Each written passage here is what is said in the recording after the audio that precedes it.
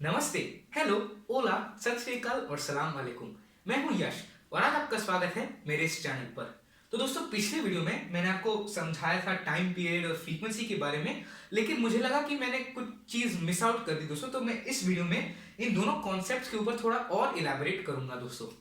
तो दोस्तों, जैसा कि मैंने आपको बताया था कि एक वेवलेंथ को जितना समय लगता है पास करने में दोस्तों, हम उसे टाइम पीरियड कहते हैं और फ्रीक्वेंसी जो है वह टाइम पीरियड का रेसिप्रोकल है दोस्तों। तो दोस्तों, अब मैं आपको कुछ सैंपल कैलकुलेशंस करके दिखाऊंगा। यानी कि मान लेते हैं कि इस वेव का जो टाइम पीरियड है वह 2 सेकंड है, यानी कि इस वेव के एक वेवलेंथ को पूरी तरह पास करने में 2 सेकंड लगते हैं दोस्तों। तो टी जो है हमारा वह 2 सेकंड है दोस्तों।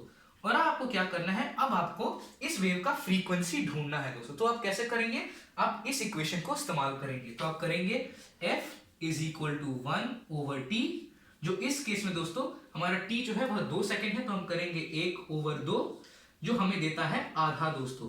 तो इसका मतलब हुआ दोस्तों कि हमारा जो फ्रीक्वेंसी है इस वेव का वह आधा हर्ट्ज है, यानी कि 0.5 हर्ट्ज है। और इसका क्या मतलब हुआ दोस्तों, इसका मतलब हुआ कि 1 सेकंड में इस वेव का आधा वेवलेंथ पास कर सकता है दोस्तों। और यह आप कॉमन सेंस के तहत समझ सकते होंगे दोस्तों, क्योंकि अगर 2 सेकंड में एक पूरा वेवलेंथ पास करेगा दोस्तों, तो 1 सेकंड में आधा वेवलेंथ पास करेगा। यह आप कॉमन सेंस के थ्रू पता कर सकते हैं दोस्तों। लेकिन अगर आपको कोई इक्वेशन चाहिए दोस्तों, तो आप यह यूज कर सकते हैं।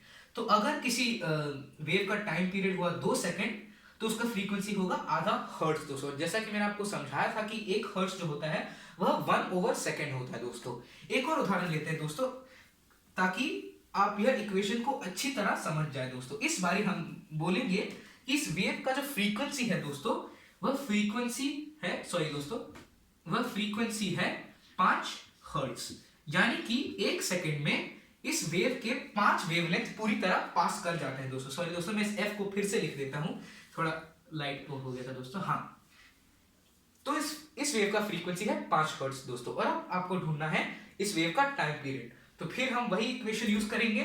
t जो है वह 1 डिवाइडेड बाय f होगा। इस केस में हमारा f 5 है, तो हम करेंगे 1 डिवाइडेड बाय 5, जो हमें देगा 0.2 सेकेंड दोस्तों। इसका मतलब यह हुआ कि एक वेवलेंथ को पूरी तरह पास करने में 0.2 सेकेंड लगते हैं। दोस्तों, फिर से आप कॉमन सेंस यूज कर सकते हैं, क्योंकि अगर 1 सेकेंड में 5 वेवलेंथ पास करेंगे, तो एक वेवलेंथ को पास करने में 1/5 सेकेंड लगेंगे, यानी कि 1 डिवाइडेड बाय 5 सेकेंड लगेंगे दोस्तों। और एक आखिरी नोट दोस्तों, जैसे एम्पलीट्यूड साउंड वेव के लिए एम्पलीट्यूड डिसाइड करता है कि वो साउंड वेव कितना लाउड होगा दोस्तों, वैसे ही फ्रीक्वेंसी जो है वह एक साउंड वेव का पिच डिसाइड करता है दोस्तों। जैसे कि अगर आपका वेव का फ्रीक्वेंसी जो है वो बहुत हाई है, वो बहुत ज्यादा ऊंचा है दोस्तों, तो आपका साउंड है वो भी बहुत ऊंचा होगा, यानी कि इसका मतलब यह हुआ कि जो अभी मैं फ्रीक्वेंसी बना रहा हूं वह फ्रीक्वेंसी ऊंचा है। लेकिन दोस्तों, अगर आपका फ्रीक्वेंसी जो है वह कम है, तो आवाज का जो पिच है दोस्तों वह भी कम होगा। तो अभी दोस्तों मेरी आवाज जो है वो मैंने डीप कर ली, यानी कि इसका पिच जो है वह कम है, लो है। और इसका मतलब यह है कि जो साउंड वेव मेरे मुंह से निकल रहे हैं उनका जो फ्रीक्वेंसी है दोस्तों वह कम है। तो अगर फ्रीक्वेंसी कम होगा तो फिर पिच भी कम होगा, और अगर फ्रीक्वेंसी ऊंचा होगा तो फिर पिच भी ऊंचा होगा। यह बस एक उदाहरण था दोस्तों।